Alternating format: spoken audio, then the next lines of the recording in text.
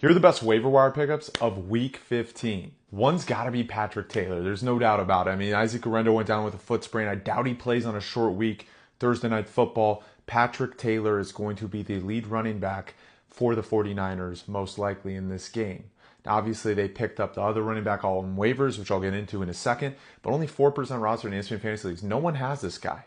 Next is Israel Abanikanda, who's probably going to be the backup for Patrick Taylor on Thursday Night Football, but has the chance to possibly outsnap Patrick Taylor. Now, he wasn't activated for the Bears game because they just picked him up after the McCaffrey injury and the Jordan Mason injury.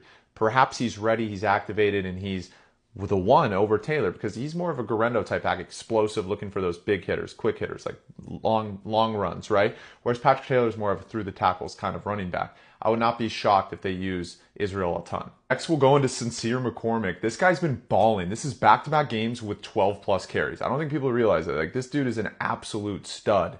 He's been their best running back probably all year. Abdullah had that little run, whatever. This guy's been arguably the most efficient in only the 2 games that he's been considered a lead back, quote unquote. He's only rostered in 11% of ESPN Fantasy Leagues still. Next, we go into Isaiah Davis, rostered in 3.4% of ESPN Fantasy Leagues. This guy, I mean, man, 10 carries, 40 yards, touchdown, 3 catches. I mean, a little work in the passing game. I know everyone was kind of in on Braylon Allen. I'm not saying I'm out on Braylon Allen. What I am saying is this guy's going to have a role, especially with Breece Hall's injury. You know, it came out that it was way worse than they initially thought. So he could miss, who knows, perhaps the rest of the season. This guy could be a league winner. And getting a guy, and all these guys like this, at this point in the season is really rare. Next, we're going to Grant Calcaterra, and here's why. I mean, Dallas Goedert, IR, probably end of the season, right? Like, for him, at least maybe he comes back in the playoffs, whatever. Regular season, this is going to be the Eagles' tight end. First game, he's the starter, 10 fantasy points.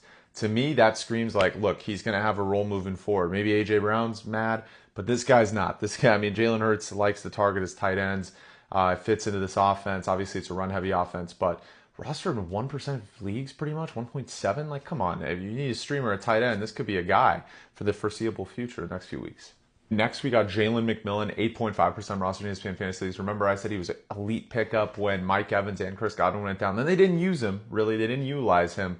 And finally, the talented receiver out of Washington is being utilized and implemented into this offense. I'm not saying he's going to have 20-plus fantasy points every single week, but why can't he consistently be a 10 to 15 fantasy point guy in a solid like stash or flex if you need a minute person to put in your flex position? Kendre Miller's another guy I'd look at. I mean, I love Alvin Kamara. He's having a historic year for him despite the team being horrible, but he did have like 10 carries and a touchdown. That's, 5.5% rostered and perhaps deserves a stash, so he's at the bottom of the list compared to these other guys. And the same goes for Juwan Johnson. Like, he's not excellent, but 13 fantasy points. He's had 10-plus fantasy points 2 of his last 3 games at the tight end position, 13% roster. Certainly a guy that you could look at. And the reason I don't bring up Adam Thielen is he should be rostered in every league. So should Tank Bigsby. If they're not, pick those guys up. Thielen's the number 1 guy for Bryce Young right now, and Bigsby just got a ton of utilization for the Jaguars. Let me know what you guys think in the comments, and make sure you follow for wide receiver and RB rankings coming out tomorrow.